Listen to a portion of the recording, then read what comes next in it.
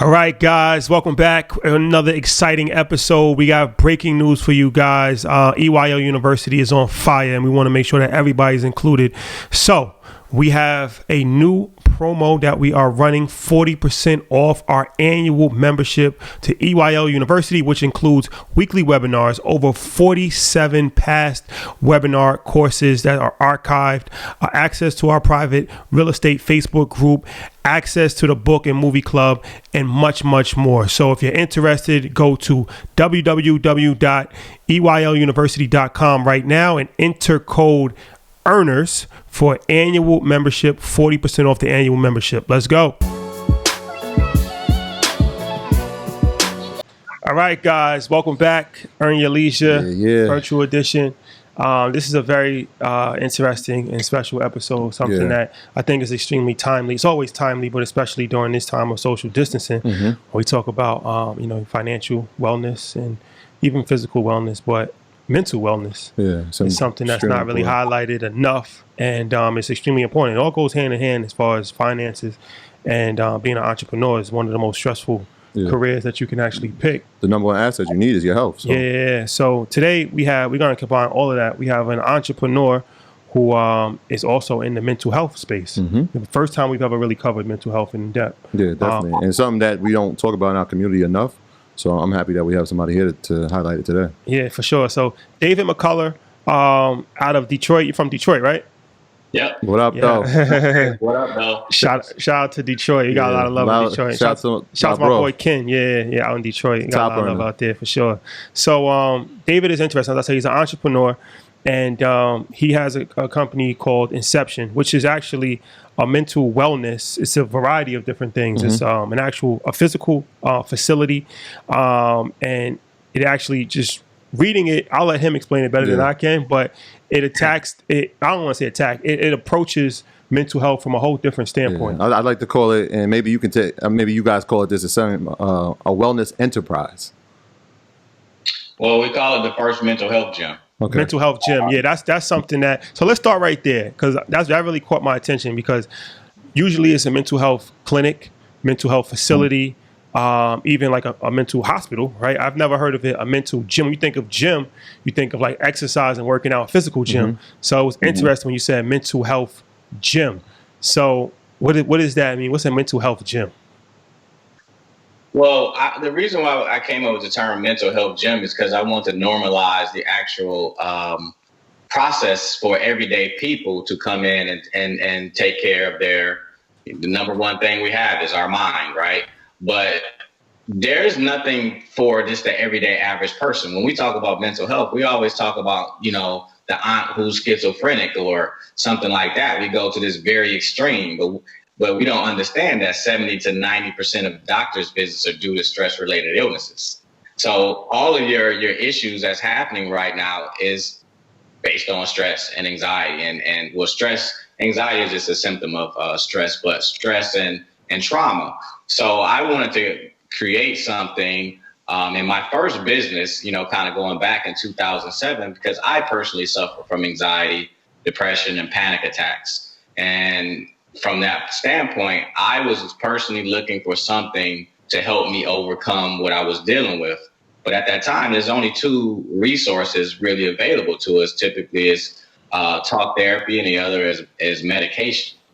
And that's when I found my first technology that we use called Brainwave Optimization. Brain training is the other term for it. And that helped me overcome my anxiety by 50% just in one day. Pharmacology can't even get those types of results. And this is all alternative-based technology. It's not considered in the mental or the medical field. So in discovering that technology and having that experience for myself, that me and my dad brought that technology, we were the first ones to bring it back to Michigan. And we first started what's called Neurofitness Center. So really the mental health gym is just an extension of that foundation that we started in 2007. And so Inception it was a name, and it's like, well, I need to put a title to it to call the people to understand that, hey, you go to the physical gym, like you do something for your inner self. I think you said something brilliant. You said a lot of people across the country, they look at gyms opening up, right? And a lot of people work on the outside appearance, but they forget about the inside appearance. And it really just means that there's a lack of something inside that makes you want to have the outside be validated more than it should be. It was when you took that into mind, right, and creating Inception and thought about the brain training. What took the technology? Where did you get this from? Because you didn't initially study science, right? No, my background is in information technology. So, but the brain is really like the internet, and the universe is like the internet. They all mimic each other. So, so I kind of understood networks, and I understood neuroplasticity. And neuroplasticity is the idea that your brain can actually change itself. Because growing up, we were taught that, we all probably heard it, you can't teach an old dog new tricks. Well, that really conditioned us to understand that once something was set, you're pretty much stuck with that pattern. There's nothing you can do about it. That's always been the conversation. But that's not true. Your brain is constantly changing and developing. The problem is we continue to do the same pattern, so we get the same results, right? So yeah, we found that technology, and I found it out of Arizona. And it's just some amazing people out here that's been doing amazing things in the alternative world, but you never hear about it because it's not in mainstream medical society. So I was really kind of like on a cusp, as an outlier out here with, these people in the alternative world, and looked at it in a specific way. But now you fast forward 13 years later, you hear everybody know who Dr. Sebi was. I knew who Dr. Sebi was 13 years ago, but you didn't hear that story because that story was suppressed because, look, it's money and sickness, not necessarily in being well. So can we talk about your journey as far as, 2005, you suffered from severe anxiety, panic attacks, depression, and insomnia, right? So where did that just happen overnight, or was that something that you always kind of struggled with and just kind of got worse as you became older, or? Yeah, so kind of like both. I always try to take people in and understand the trauma paradigm and understanding that we've all experienced trauma in our lives. The problem is when we talk about trauma, we always think about it from someone was in a car accident, or somebody was raped or something like that. But trauma is anything that's overwhelming to your nervous system. You could have been, coming down a slide as a kid, and then your dad or your mom forgot to catch you and you fell. And all of a sudden you're traumatized by that. So it can take very small instances that can overwhelm your system, depending on how your system sees a threat. So you take a look at, I tell people, they say, what happened to you? I say, well, I was born.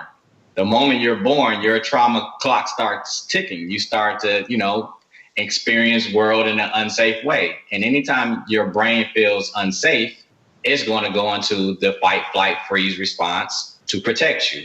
So that's all trauma is. Trauma is just nothing but a defense mechanism based on lack of safety. So I've had, you go into school. We all at one point in time, either we were bullied at school or we were the bully.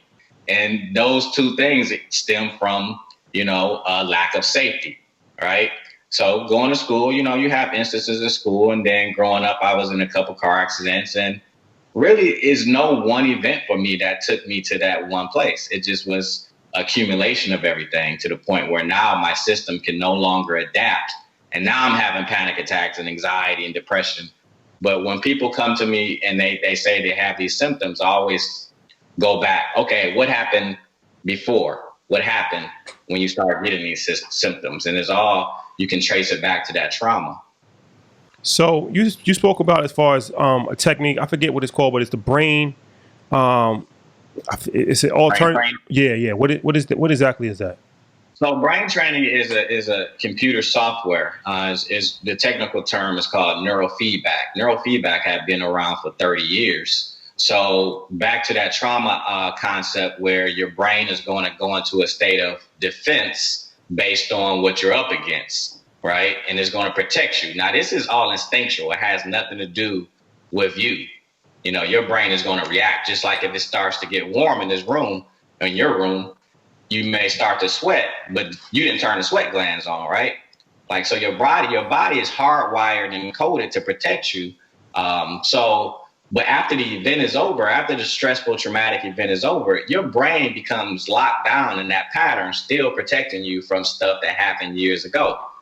So the neurofeedback is allowing your brain, is we're placing sensors on the scalp, and it's all read only. It's not electroshock therapy, so there's no juice going into the sensors. So it's picking up the brainwave activity in real time, sends it to the computer software, and the computer software begins to send back this information to the brain, where you're listening to music, and there's these skips, pauses, and interrupts in the music. And what that is, those skips, pauses, and interrupts, is when your brain is going into these patterns of, like what I spoke about before, of stress and trauma, and the brain becomes aware of itself. So if I say, hey, you got something on your face right here, what do? You're going to go and try to get it off your face because you want to be optimal. Well, the same thing happens to the brain when it's able to observe itself. So the brain training is acting as a mirror, so the brain can see itself and the brain can change itself. The brain changes itself by moving from a state of anxiety, stress, trauma to a state of relaxation, because now the brain recognizes, hey, the threat is gone. It's not even in front of us anymore. Why are we still acting as if that threat is still present? So we have clients who will come in and they'll do, brain training in one session, and they'll end up in tears. Why is it? Because now the brain finally let go of everything that it was holding on to, and the body is now going to a relaxed state, and the emotions have to surface. Okay. So as far as, turning it into an actual business, right? Because you decided to try not only help people, but actually build out a whole brand about it.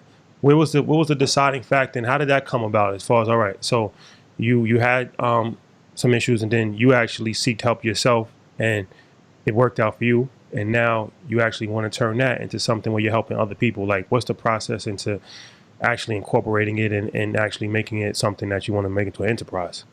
So when we created the first business, Neuro Fitness Center, we were using that technology, so we became affiliates of that technology. And again, we brought that back here and was the first ones. And we only had one technology at that time. And when we were out in Arizona, me and my dad, we saw all these people come in. None of us, when I mean us, no black people was there, other than the FedEx guy delivering stuff, right? So me and my dad, the only people there, and we seeing people come in through like lunch breaks and things of that nature. And we started talking to a lot of them, and the results that they were getting was amazing. And it was like our results. So we felt like this is something that people really needed. But we were really naive, because we thought, as just me and my dad, we thinking as entrepreneurs and thinking, oh, this could really help people and people would want it, but people didn't really want it. Yeah, that was my next thing. It was like, there's a stigma, especially in our community, around mental health. It's not something we want to talk about. Like you said, it's like, oh, that's my uncle who lives in that room, and don't mess with him. And how did you get around that stigma and combat that when you were going on this journey?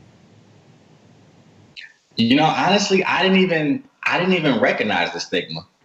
I just knew that I had an issue. I was an entrepreneur. I got a tool that helped me, and I was helping other people. And we had clients coming in, so I never really looked at it as an issue. But along the way, I started recognizing that when we even just offered it free to our family, like, they wouldn't even come in.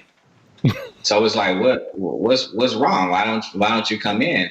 And it's not just that it was a stigma. It's because people have an association to their pain, where an unfamiliar gain is greater than a familiar gain. So a familiar pain is greater than unfamiliar gain. So people will want to stay in that pattern, because it's like, well, I know this pain, and I don't know what's on the other side of this, but I'm familiar with this, so I'd rather stay in this pattern. That is a psychological term that's out there. It's secondary gain. They actually receive something from staying in the states that they're in. You'll see people who will constantly complain about having all these different things, but you'll see that they won't actually take steps to do anything about it. So that's kind of like thing that we've been kind of up against for the last 13 years. So to really answer the question, I've just really stayed the course for the last 13 years to, how truth goes through those three stages. First is violently opposed, second is highly ridiculed, and thirdly is widely accepted. Well, we're going on the widely accepted stage. I just happen to be still doing what I've been doing 13 years ago and evolving along with, the consciousness as it moves towards that. So as far as, I know you have the 3,500 square foot facility, and I would assume that building out a mental wellness facility or mental wellness company in general would be kind of hard to get financing because, like you said, especially in our community, Black community, it's not something that we really acknowledge. Even a lot of people still don't even acknowledge mental illness, and it's not something that we talk about, and it's not something that, people don't really go to therapists that much. So, like, how was that journey as far as like financing? Like, how were you able to get financing and actually, get people excited and rally behind a business that there's definitely a need for, but like I said, it's not really like a popular thing. Yeah. Well, I'll talk to you about all the pitfalls along the way, because I want people to have a very clear picture that this is not like easy peasy, right? So when we first started, it was just me and my dad, and he put up his own money for whatever technology we needed at a time. We only had like 1,100 square feet. And so along the way, again, I kept looking at different things because I still needed to get better myself. And there's no one tool that just takes you to the promised land. You need, a multitude of tools. If you go to the gym, if that gym just has a bench press, you're out of there, right? So we need multiple tools. So along the way, I just kept taking the money that we were making and reinvesting it back into the business and adding different technologies. But it started really taking off in 2014 when I added one of our most popular services called flotation therapy. And flotation therapy had been really growing around the world. And so that one service, by adding that one service, my business started to really skyrocket. And people started going out there and making what's called float centers. But because I had my background in what I was doing in the beginning, I knew that just having a center with one tool eventually wasn't going to be the thing, right? It wasn't going to work. We had a gym here years ago. It was called Fitness USA. And they had these lifetime memberships. And this is before all of the gyms started really popping up around 1999. And what I saw too was happening is that places like Bally's and Fitness, LA Fitness, and they start coming on board. And what did they start doing? Add more amenities, right? Add more services. So I kind of took that same approach and said, if you just got one service as these wellness-based technologies come out, and you have no philosophy or rhyme or reason of what you're doing, it's going to be hard to survive that. And that's really what's been happening. You see people with these one tools, and they really don't even know how they work.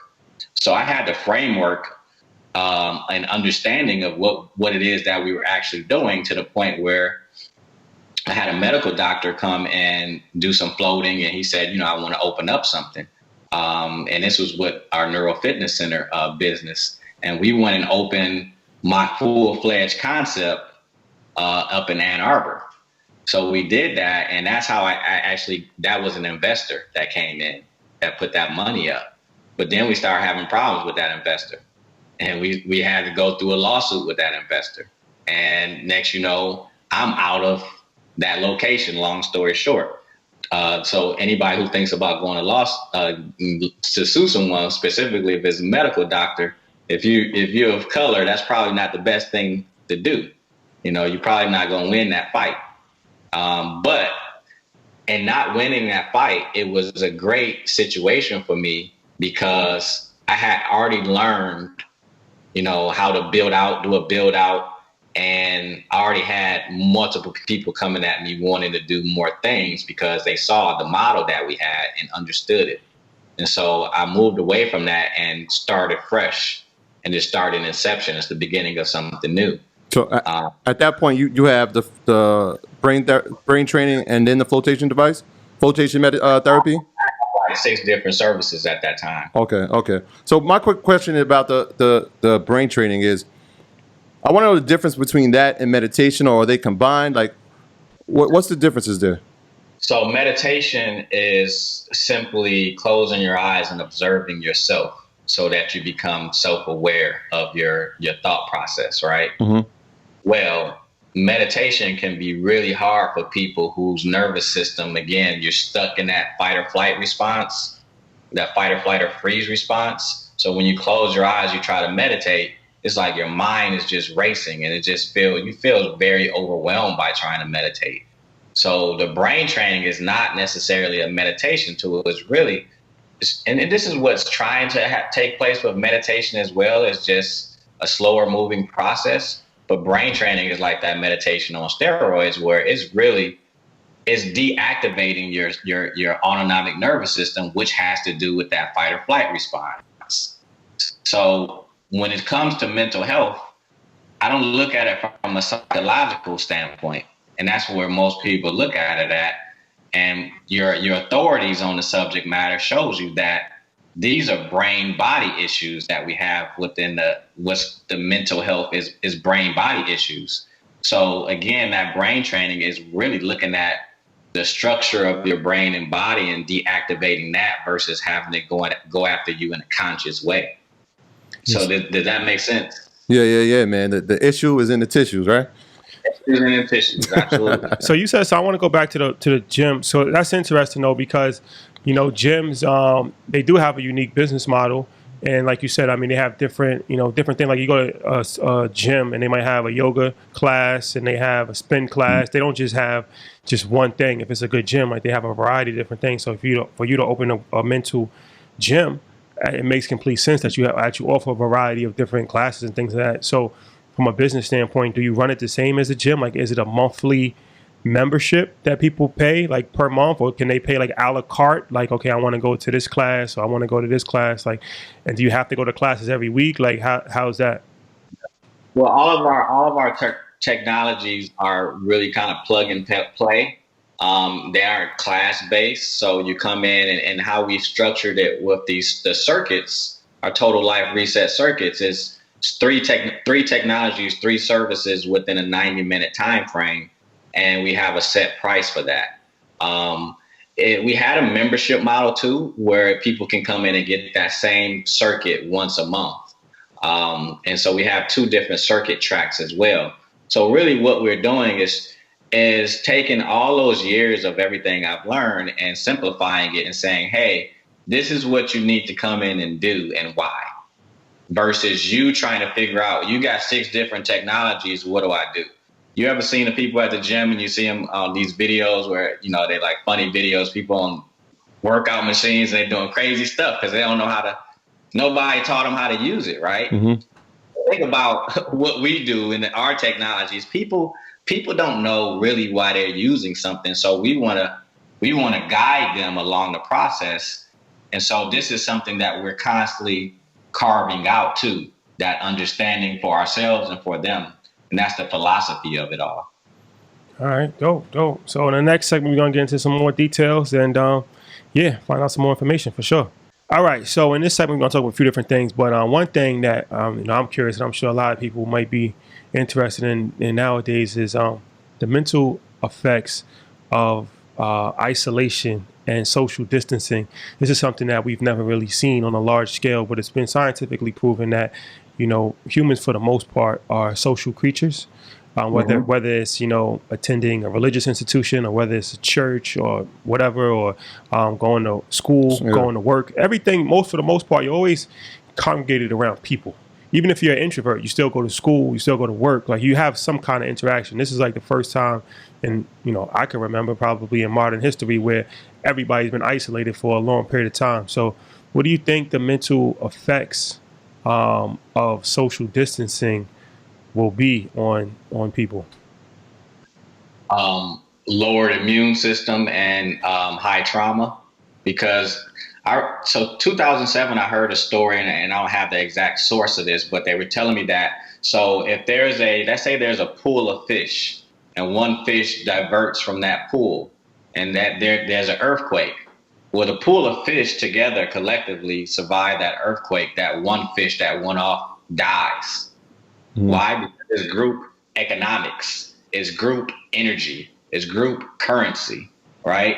You by yourself, stand alone, you can't survive that. This is why we go to churches. This is why we're really very tribal.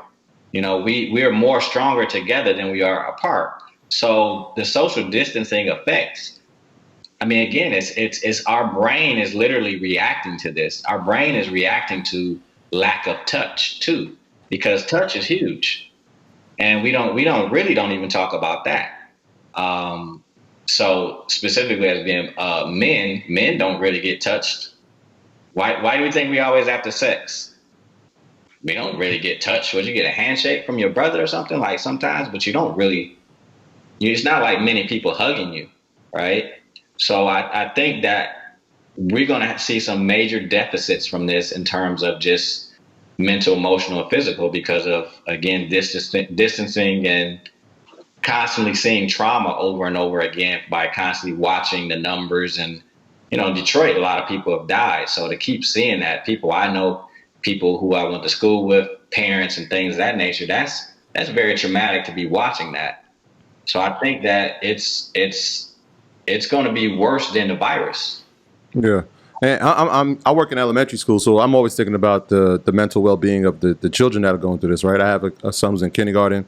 So this is his first school experience, right? And there's so many children throughout the United States and throughout the world, really, that are living in social isolation. And sometimes that's not the best environment. Do you think there is like maybe something modified that brain training could be something that could creep into education? Right, because I feel like the mental health piece is going to be something that we won't know the long-term effects, right? Because we're living in it right now. Mm-hmm. So say that again. Do I think that brain training would be kind of... Or some type of modified version of it, of having mental health professionals? I know you guys have a team there. Is it something that could creep into education? Yeah, I mean, we've been looking at wanting to be able to put this into like school settings, but it's just a lot of red tape involved in that. Now we do work with kids in general, but again, it's a lot of red tape with that. But we actually made some headway in getting into the Detroit police. And right before this happened, we had 20 Detroit police officers that were supposed to come in on April 5th, and that got diverted. So that's something that we want to do, is get out there and be inside communities and take our tools outside of the doors to the people who need it, which is really, everybody. So one of the things that stops middle class, just black community in general, from going to mental health is the prices, right? So like, therapists, they can charge, it depends, $100 an hour, $1,000 an hour, depending on what part of the country you're in. And I think it's always been looked at as kind of like a luxury. A lot of times going to therapy is something that, wealthy people do. So what's your thoughts on that? Like I said, specifically for our community, what's your thoughts on that? And how have you battled that as far as your business model? Because obviously you're in Detroit, which isn't, it's a blue collar town, which obviously has had a lot of economic issues. So like, how do you handle that from the economic standpoint? I handle that as a businessman and understanding that people pay for what they want. People pay for the things they find value in. So the problem hasn't necessarily been the pricing. The problem has been they don't see the value in it. Like, I don't understand, like, what is this really doing for me? But we'll stand in line for Jordans. We know this. How many times somebody on your show had to say that, right? We stand in line for Jordans. That's always the example. That's you. I just thought about that. It just happened the other day, right? Yeah, everybody. That's the example, and we do. And my thought process is, because when I was dealing with anxiety and panic attacks, I'm not a wealthy person, but I'm gonna make it happen. I'm gonna get what I want, and I put a lot of money into myself, because if I put so much into here, I'm gonna get more out of myself. I'm gonna be in a better state to be able to manifest and create opportunities for myself and other people. Those shoes or whatever things that we buy, it doesn't do that, right? So I think that it's just really been it's been a brand issue, and that's what I think that Inception, that we're rebranding mental health, because I'm working with a lot of, hip hop artists. I want to work with, we working with Charlamagne, working with people. I don't want to look at this as like, come because you have this issue. No, come because you want to better yourself, not because you have some diagnosis. Yeah, I'm glad you said that. I want to talk about the Charlamagne thing too, because you're the second guest that he's worked with, and I think it's interesting because he's been very vocal about his mental health, and he's wrote a book about it, and he's been obviously very on the forefront of that. So how did that partnership come about as far as with you and Charlamagne? I told my mom back in January 2019, I said, I'm going to get Charlamagne. I don't know how I was going to do it. I just believe, I'm big into manifesting. I'm big into creating my reality and understanding that. And by using all my tools, it gives me a level of peace and slow downness and relax where I can be a businessman who's going to be in flow versus trying to make things happen. I don't like that process. I want to be in the flow of everything. So for Charlamagne, it was just natural. It was like, this guy's talking about this, but I feel like he's missing pieces that I can provide to him. And so I kept tagging him in a post, because we had some posts that went viral about, there's a picture of me and my mom's saying how we created the first mental health gym, and it started going viral. So I started taking it and retagging him and Big Sean as well, because Big Sean's from the D. Yep. So I'm tagging him. I'm tagging, the notable people in the mental health field. Like, I want to talk to y'all, right? And one day I wake up and I just look at my IG and I see CT the guy start following you. I'm like, yo, this dude just started following me. I'm like, I'm tripping out. Like, it's like 9 o'clock in the morning. Actually, it's like 6 o'clock in the morning. I'm tripping out. Like, I wonder, is he going to message me? Because I had already messaged him. Yeah. I told him, hey, I got this going on. I want to work with you, blah, blah, blah, right? And he messaged me and said, first, everything he says, peace. He said, peace. Oh, man, he said, what's your number, man? So he gave me his number and we started talking. I told him what I was doing, and he was like, I want to be down with what you're doing. And so we had a little back and forth in terms of playing tag until one day I finally, we kind of reached each other and started really building. And I went and picked him up. It was like June 2nd last year. I still remember June 4th last year. And I picked him up. We were riding in the car. I said, hey, you found me through me tagging you, right? He said, no, that's not how I found you. I said, well, how did you find me? He said, I looked up mental health gym. I searched mental health gym because I wanted to create something to see if it was something that was like a mental health gym out there. And at that moment, I knew, it's a saying that what you're seeking is seeking you. And me and him were seeking each other. And so he said, honestly, he said, man, I saw it, and if I saw some other dudes was doing it, I was just going to do my own thing. He said, I saw it was a brother, and I saw you had been messaging me. And so that's really how it happened. And we've been building ever since then. Yeah, he's definitely been at the forefront of the mental health space. Have you seen more men of color as clients since then? And who was the demographic of clients that you have? Well, first, let me say this. In the first probably 12 years, my client was 99% white women. Okay. That was my clients. Last year alone, I saw more black people come through that door in probably a month than I had in the whole 13 years. And black men, we're definitely showing up now. So the numbers are really half and half. To the point where someone asked me, said, is this place for black people only? I said, no. But people assume that now because so many black people are coming in, right? The perception. So we're gravitating to it. We're getting this message. It's our time to really heal. And I think that men, like, look at us. We're talking about this, right? Right. Like, now we're like, hey, man, like, no, like, this stuff I learned in childhood was dysfunctional. This was not the way to go, right? We understand that. I can even look back at our music like, man, I love this stuff, but man, that was dysfunctional. Like, some of that stuff wasn't good for my mind, So it's a lot of us coming in now. So it's exciting to see, actually. So how do you market? How do you market just because it's not like a traditional business, I guess, where, obviously it kind of takes a little bit more creativity to market. But I like what you said about the story. That's a great way of marketing. Things like social media and stuff like that. So what's your marketing strategy? That's my main marketing strategy right now is through the IG, through Instagram, and then word of mouth.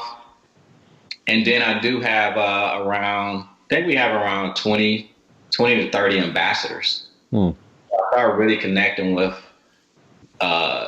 people in the city who were really movers and shakers, who I thought really fit what we do, and they came in, and so they go out and they spread that word. Can you talk about that, the ambassador program? Like, what does that look like? So our ambassadors, they have access to our services, and like I tell them, come in and use everything, and get yourself to a place of the best mental space, physical space that you can be in, because at that point you're just a walking billboard. It's kind of like if you're walking around with 6 packs of abs and your shirt's off, people are gonna run up to you like, "Hey, you a trainer? You can train me?" So really, that's really the same model that we have for our ambassadors. It's very simple for them, but they come in, use the services, and they go out into the community and they see people who want it, and they bring them in. So these is just regular people, or yeah. So yeah, I mean, somebody else said that the other day. We spoke to Janice, shout out to her, but it's like you got to have evangelists. So people look at influencer marketing, and they only look at it like on Instagram as like paying celebrities to like promote your product. But there's all kinds of influencer marketing, and there's all kinds of different ways how you can have evangelists for you. And that's the best. That's really the best form of marketing. It's like to have a core group of people who really believe in your product, and have them actually tell their friends, their family, because it's like, even if you want, like if you give the product, and this goes for just any business in general. I feel like if you have a restaurant, right, and you might say, okay, look, I'm gonna feed this one person, but this one person is connected to 25 other people, so he's gonna eat for free, but he loves the food so much, he goes back and he tells his whole neighborhood, his whole block about the food. Now 15 people that he told come in, now they're paying.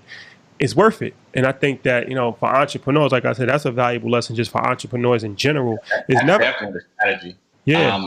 I found that a lot of stuff I started doing before we are bigger now. I was just doing it under my old company, Neurofitness Center. I was following Lululemon's model, which is their ambassador program. They're arming all these yoga teachers with their clothing.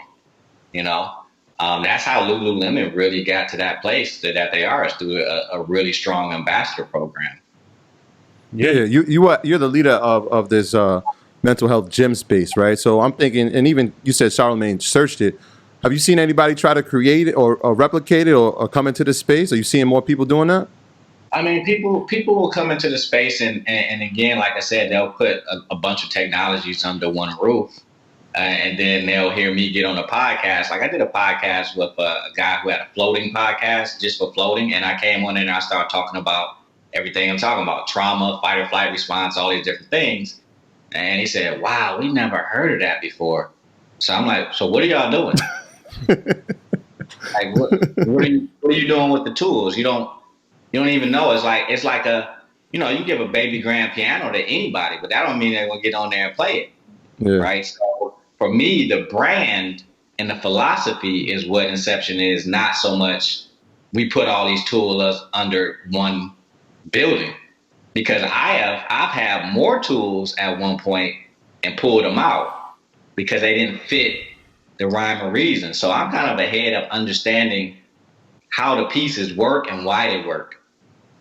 Yeah, the brand ambassador, once again, I just want to go back to that because that made me think of another interview that we did. We interviewed Nick Storm, shout out to him, and he was like the driving force behind Ciroc and Hypnotic as well. And especially when it's Ciroc, he was saying, like, people might not know, but the reason Ciroc really blew up is not Diddy. It was actually the ambassador program with DJs. And they had DJs from all over the country, from New York to Detroit to Atlanta and they focused on the DJs because they understood that the DJs was in the nightclubs where people buying bottles in the nightclubs. So that's when they started with the Ciroc Boys. And he was telling us the whole play behind the ambassador program. And when you told me that, I just realized that, a lot of times we hear stuff on such a high level, like that Ciroc ambassador program, but it's like you can really implement any kind of business strategy, whether it's a big or small level. And it's I implemented that strategy when it was me by myself working, you know? Yeah. So it's all about creativity. You don't have to wait till you get to a certain level to implement something like that. Yeah, no, that's dope. So as far as like on a mental health conversation, because like I said, I mean, I think that it's not talked about enough as far as the stress that entrepreneurs might face. And I'm sure there's a lot of people that listen to this podcast that are entrepreneurs or business people. Can you talk about that? Because it's a unique set. You as an entrepreneur, I'm sure you probably know yourself, right? Like even going through this coronavirus and not being able to open up your business, like the financial demands and just the different stress levels. You don't work a 9-to-5 job if you're an entrepreneur. You never get off. You're always thinking about your business. 2:00 in the morning. That can cause divorces. That can cause you not spending enough time with your children. It can cause you all kinds of mental stress. So I think that's something that we haven't spoke about as well. So I want to talk about that because there's always a flip side to everything, and the flip side of being an entrepreneur is the mental. So how can people mentally, get themselves in a good space? And can you talk about some of the mental stresses and pressures that entrepreneurs may face? I mean, you said it. Like it's a daily thought process, and specifically when I start taking on employees and my rent quadrupled. You got a bigger nut to crack before you can break even, right? So that day-to-day stress or monthly stress, because really around the beginning of the month, everybody's stressed, right? Specifically business owners. And I realized that because I was doing, probably about 20 years ago, I was doing, what do they call, factoring, where we take invoices and pay on those invoices. Where I learned at that point in time that the average business is literally at that point was like 6 weeks from going out of business, based on their cash flow. So this is something that's like, it's not just a few people, it's all of us who, in the business world, we have these stressors going on. If I didn't do my own stuff, dude, I would have been gone. Like, there's no way I could have been overcome. I was going through a lawsuit, still running the location, still running another location, and building Inception all at the same time while going through a lawsuit. And, I spent a lot of time brain training. I spent a lot of time using my tools because, again, when you're going through stuff like that and especially a lawsuit, you get these, what they call interrogatories and things of that nature. They send you stuff and they tell you the worst thing about yourself, right? And you just fired up like, what? He said what? Like they keep doing that and still be trying to build a business, and then the businesses aren't necessarily where they need to be. And I got to pump in cash flow for both businesses. I mean, that's very stressful, but you have to find some type of outlet that's outside of your business. And that's something I did in 2017. I actually started, I got with a guy and I wanted to learn it earlier. I started salsa dancing. And then I would go once a week to my homie who's from New Orleans, who's like one of the best Cuban salsa dancers in the world, black guy named Dwayne Wren. And I would have that mental space and that 1 hour with him, once a week. And then I would go out and I would dance. It gave me the ability to get back into some type of community where people didn't know me as like you the business owner, you this, you that. Like, I need to be able to just go and focus on something that's totally outside of my business. And that's one of the things that helped me, and just community too. You need people around you. You can't be, if you're out here and you're a lone soldier, I mean, entrepreneur suicide is really high. People don't know about that. Because again, specifically now, I'm fortunate in the sense of, I guess some people think I'm fortunate, not fortunate, but I'm single. I don't have a family. Like, that's how I'm able to go through this, because there's no way I would take a wife and kids through what I'm going through right now. And a lot of people do it. I'm like, I commend you. I don't even know how you do that, because there's no way I would be able to do that. So if you're a single person and an entrepreneur, you definitely have to surround yourself with strong people. And I never really had the business people, you know how you want to find mentors and people who are doing great business. I never really had that. I've been doing this kind of all on my own the last 13 years. And here and there, I'll get plugged in with little people here and there. But I think it's important to find community to do something outside of your business, and find community to people who are doing things bigger than you. Yeah. As you were speaking, I started thinking about, you said the rent and your employees, and I started thinking about the expenses to actually have this gym. Because I know the machinery is pretty expensive, right? You got the Magnosphere, and you got the infrared sauna, and you got the flotation therapy.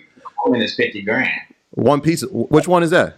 The Magnosphere is $50,000 alone. Yeah. So are these part of monthly expenses, or do they become self-sufficient after you've got them in the upfront cost? The cool thing about it is this model that we have is that the overhead is relatively low when you compare it to someone like a Massage Envy, because it only takes one employee to run my whole facility for the whole day, which is great, right? Because you Massage Envy, you got 20 people on staff at once. You should see their payroll, and then like the Magnosphere and the floating, they give me an attitude a little here and there, but they always show up for the most part, 99% of the time, So when you get all these employees, and you got employees, and because again, I come from the mental, emotional world, most people always bring their stuff into business, right? That's what's happening in business. Your employees bring their mental, emotional stuff into it. So I understand the point where a lot of employers try to get away from having employees because they don't want to deal with a lot of the stuff. Is not necessarily just greed by itself. It's so-and-so didn't show up to work. Now I got to find somebody to replace them and things of that nature. So my business is how it's set up. It's set up pretty good, and that's one thing that I think that investors really look into, because of the profit margins are higher because, again, you don't have all this overhead. All right, there you have it, ladies and gentlemen. So in the last segment, we're going to bring it home. All right, so yeah, we're going to bring it home, but, I have a few questions. We get different people's take on like how they're weathering the storm. Being that Corona is something that not only is affecting, people's health, but the economy as a whole, right? Yeah. So you as a small business owner and is pretty much like shut down your operation. Do you have contingency plan in place moving forward? Like if this continues, if social distance continues for a long period of time, like what's your plan, or how have you adapted, or how are you planning on adapting? Because that's another thing of business too. It's like an audible in football. Like you have a game plan, but they might just blitz, and you have to be able to adapt on the fly, or it's just the business isn't going to make it. That's true in any business. You can never predict the unpredictable. So, yeah, how are you coping, and what's your game plan moving forward? Well, first of all, coping. The first couple of weeks, probably the first 2 to 3 weeks was rough. Just this hard stop. That's very traumatic and impacts your, again, what I say about trauma, anything that's overwhelming to your nervous system. So going from 0 to 100 real quick is real traumatic, So for me, I had to understand what pattern I was in. I know I felt I was in a freeze response, and I just like chilled out, man. At first, I saw a lot of stuff coming through, every conspiracy you can think of, and then everybody dying. But I got to a good place where I just shut all the noise out, and then focused on a couple things, which is I'm fine. Like, because my business is closed right now, guess what? I don't have to pay bills. I'm not paying my rent. So really, for me, it was like more of a relief than it was for something being bad for me, actually. So I feel like for myself and our team, we're going to come out of this better than we went into it. But in terms of like the audible again, information technology, that's my background, man. I've been around affiliate marketing and, just marketing on the internet for a bit. And I understand that everything is really going web-based. And so one of the things that we had already been working on and had planned out was, a software we wanted to develop, and educational platform. Because again, all these people hear the term mental health, but they don't understand why. And so I want to take and make that into a very, acceptable way of learning about it. and understanding it, a more pleasing way to do it versus, again, okay, talk to your mental health professional. And, they always talk about the suicide hotline. Again, we always go to these real extremes as if that's the whole population. That is a small part of the population. It's the masses that's dealing with it. And these small parts of the population are just the symptoms of the mass issue. So I want to be able to educate people through our platform and do courses. And again, it's a piece of software that I've been looking to develop for the last 3 years. So these are some of the things that we're going to be putting in place, and that's kind of what we're working on right now. In hopes that we're able to open up at some point, and it really goes hand in hand with both. Again, we call it the 3 E's: education, experience, education. So the experience is going to the center, but the education is sandwiching that, because you need to know why you're coming, then you come, then you need to know now what do I do after everything. And so that's all the things that we're working on right now. So do you guys have plans to scale the business and put it in other cities? I know you're in Detroit. I think I saw you're in California as well. Are there other places you want to go? We have a pop-up location in LA, and we actually are working on another location to be determined, to be announced. We were working on it, and then it just like everything stopped. So yeah, that's the goal, is to do franchising. And again, not to have it though where it's just all built on brick and mortar. Like, you have to have a connection to the two. We saw what happened with Toys R Us. And I agree with Gary Vee on that. They could have had that experiential center of Toys R Us could have been the thing you go in, and it's just been, amazing time without having to it just be about going pick up toys and leave.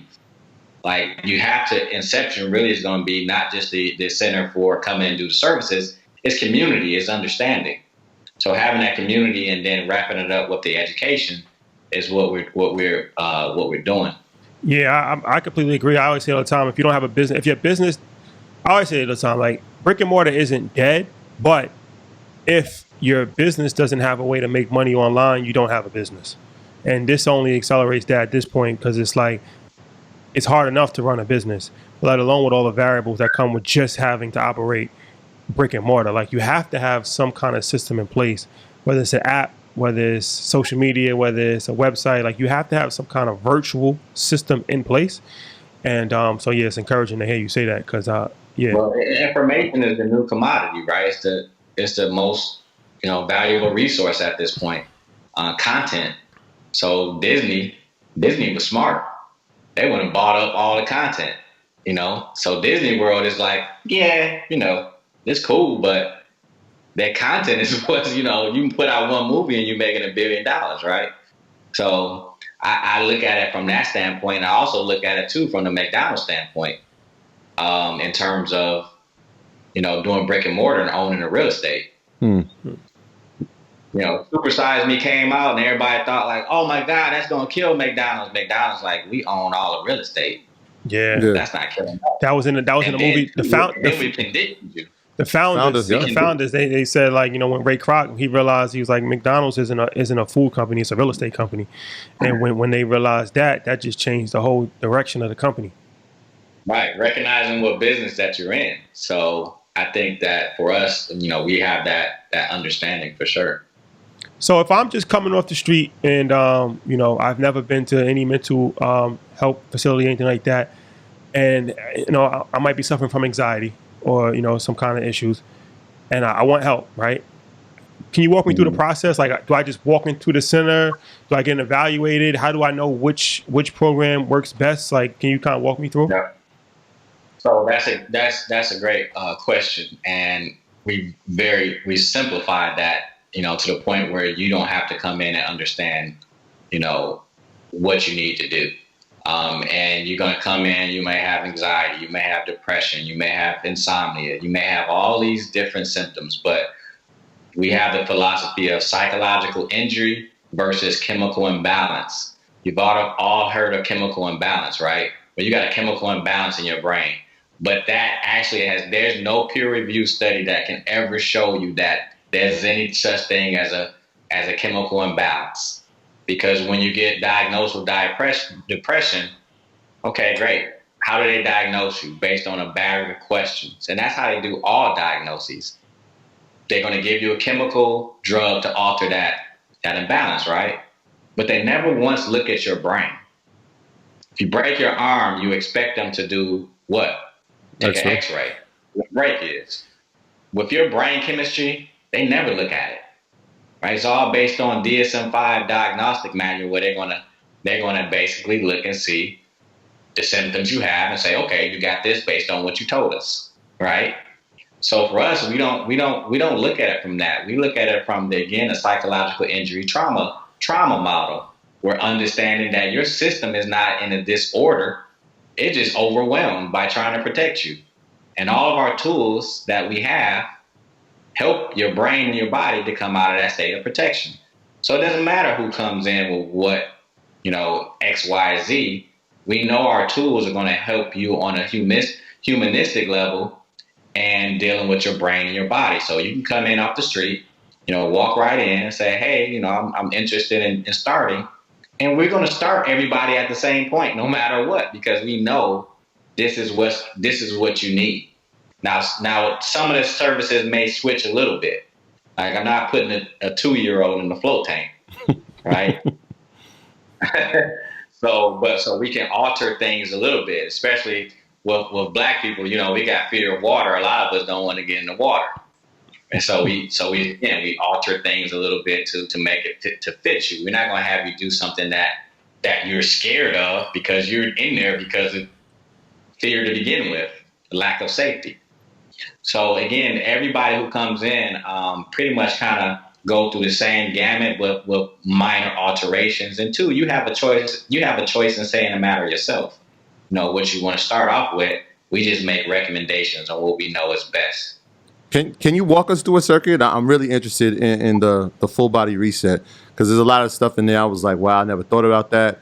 That's really interesting. Can you highlight that for a sec? Which one? A total body reset? Yeah, the total, like the detox. Yeah, the total body where you do the infrared sauna and you end at the halotherapy. Okay. So again, when we look at mental health, we always look at it from a psychological aspect, but we never look at it from everything else. It's your environment dictates your mental health, but it's different things in your environment. One is air and your air quality. So you got molds and mildews and toxins that you breathe in. Well, that affects your brain chemistry as well. That affects your mood. So the halotherapy actually goes down into the lungs and begins to detoxify the nasal pathway and the lung pathway. So people like asthma and any type of bronchial issue, it begins to clear that out. So that's one of our first technologies for the detox track. And then the other two is the infrared and then the manual lymphatic drain suit. So actually what it's doing is your lymph system is the main detoxifying system in your body. That gets rid of waste. So when people say, I'm going on a detox, it's like, yeah, you've been detoxing every day. You're detoxing right now. Your whole body is constantly detoxing. So what you're really saying is, I'm going to intentionally support my lymphatic system in the detoxification process. So when you're drinking alcohol, guess what? You're not supporting your lymphatic system. When you're eating donuts, you're not supporting it. But maybe if I do, again, when you do the infrared sauna, now the tissues heat up from the inside out. It's not like your traditional sauna where it heats the ambient air around you. I thought that was amazing. The core temperature. So heavy metal detox. All of us got heavy metals in our body because so we talked about air, talk about water. Water is going to become a really big deal. Our waters are all polluted if we don't know. Pharmaceutical drugs, microtoxins from the plastics, soaps, that's all in your water. And all of those are endocrine disruptors, hormone disruptors. There was a feature on, I think it was NBC Nightline, where it showed they were dumping this into the water, these contaminants, and the fish in the water the male fish start having feminine traits. They start switching over. So you can actually alter our DNA through toxicity. So think about that on your mental, emotional state of being. So all of those three services are working on that lymphatic system to help you to flush through all of that, all those toxins, that the toxic burden that is up against. So you're not just dealing with a mental, emotional issue from the environment in terms of lack of safety. You're dealing with it from lack of cleanliness in the environment, and your body has to basically continually take that onslaught on and get rid of that toxins. So both of those circuits are helping, supporting those systems in your body to come to a more level of homeostasis, or lighten the load. So how often do you see clients? Do they come once a week, twice a week, once a month? How frequent? People come every day. Every day. Some clients who come every day. Like, you can't overdo it. Once we understand that our environment this is what's causing this is epigenetic. This is what's causing us to be in these states that we're in. Hair loss, people having issues with giving birth, strokes and heart attacks, all that stress and trauma related because the environment is so sick.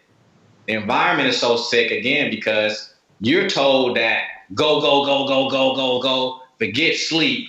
Sleep is a cause of, sleep. I sleep when I die, that type of thing. And it's like, what are you talking about? Like, one night of missed sleep and you're like basically someone who drank alcohol. Like, that's the results of that. Like, recovery is like very important. And we're becoming smarter in terms of being able to observe things. Like, I wear a wearable. But what does the wearable do? The wearable just gives me information and understanding how my system is working so I can make educated decisions. But we need to move away from out of sight is out of mind. And that's how we've been working. Out of sight is out of mind. Next, I'm having panic attacks and breaking down. Why? Because I didn't take care of all the signs and symptoms that were showing up in my body. Got it. Now, that's powerful. I'm giving you a mouthful of stuff, man. Yeah, that's a lot. That's a whole lot. And like I said, it's something that I don't think that we're not even aware of. Like like you said, the water that we drink, the food that we eat, the relationships that we, all of that stuff plays a part in your mental well-being. And it's like so many times we in so much toxic, we put so much toxins in our body. We listen to so much toxic music. We watch toxic TV. We're in toxic relationships, and then we wonder why what's wrong? Our lives are in shambles. I don't know how I got like this. Wonder why all the bad things keep happening to me, because you put all the bad things in your body and in your life. It's like you got to move away from that. And I think as being a business person, the best thing I could have ever done is use all the tools and doing what I'm doing and keep I used to think it was funny when I saw a bunch of people like, how many supplements you taking and things of that nature. And when you start understanding why people are doing things, our white counterparts, specifically in Silicon Valley, I can tell you about some stuff that they're doing health-wise in terms of biohacking that black people, we are like behind, man. Like Charlamagne told me, you 20 years ahead. I said, bro, we 20 years behind. So like, what are they doing? Biohacking, what does that mean? Microdosing on psychedelics, psilocybin, LSD. The multi-association of psychedelic studies have shown, like specifically with psilocybin, it basically diminishes your whole fear center. So they did a study where they showed that people who had cancer, they gave them doses of psilocybin, fear of death gone. Because the psilocybin is showing that it actually activates multiple pathways in the brain. But see, we've been already conditioned about stuff like, specifically black people, anything that's outside of our understanding is of the devil. What's that? That's the devil. It's like, no, really, it's science, and you have to understand what that science is doing. So Silicon Valley, those guys out there, the CEOs and stuff, man, they microdosing on stuff. How you think people coming up with this stuff? They're not just sitting down and it's just popping in their head. They altering states of consciousness and downloading things. That's what meditation and the tools that we do, it gives you a level of relaxation where you can tap in. You can't download more stuff that's when everything is full, This sounds like the movie Inception. Yeah, I mean, and they're doing that. They're using a lot of the tools that I'm using. Dave Asprey, he's the Bulletproof executive. Has a place out there in California. And we were kind of neck and neck in what we were doing in terms of having similar tools. But, he was a Silicon Valley executive who can get way more money and funding than I could. But I would say that his brand and what he's doing is towards a lot of, executives who speak a lot of language that if you think I sound like foreign to you, you should hear these guys and what they're talking about. They're really going to sound foreign to you. So for me, it's like you do the Bulletproof conference out there in California where you have all these white people come and they use a lot of tools that I use. Not one black person there. Like, because we not up on that. We don't understand that we need to, we get onto, I got CMOS now. Yeah. And we onto one thing, it's CMOS now. Oh, it's CBD now. It's like, what are y'all talking about? I probably got a list of 100 things that I can do. And you're talking about one or two things. We piecemeal and we make it all about, working out. I'm strong. And it's like, well, what about here? And it's not just about, succeeding. It's about having the ability to be cooperative with people. Not being on the fence of like, you guys are doing great. You guys don't threaten me about what you're doing. Like, I'm happy that you're doing what you're doing. But I only can be happy about that if I'm happy with myself.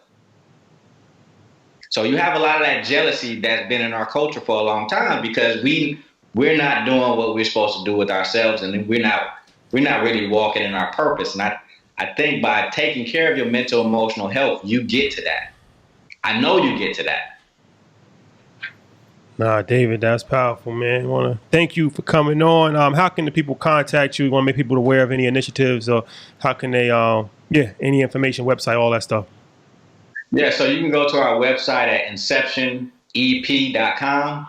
You can follow me on Instagram at Mr. David McCullar, McCullar. And if we say it again for the website, inceptionechopaul.com. And also you can look up Inception's Instagram page, which is I_am_Inception. So, Troy, housekeeping items? Yeah, shout out to everybody on patreon.com. That is our Proud to Pay program. We are growing at a fast rate. Everybody on EYL University, the fastest growing financial community in the world. And everybody on EYL, our private real estate group. I think we just hit over 700 members in like 30 days, which is crazy. Yeah. That's clicking off. And shout out to everybody in our book review and our movie review every Sunday at 3. It's running itself at this point. So we appreciate y'all support and keep flooding and telling somebody to tell somebody else. So we keep growing. Yeah, for sure. And shout out to everybody on buying the merch. We got to get you some shirts. Yeah. Assets over liabilities on the website as well. So once again, thank you guys for rocking with us. We'll see you next week. Peace. Peace.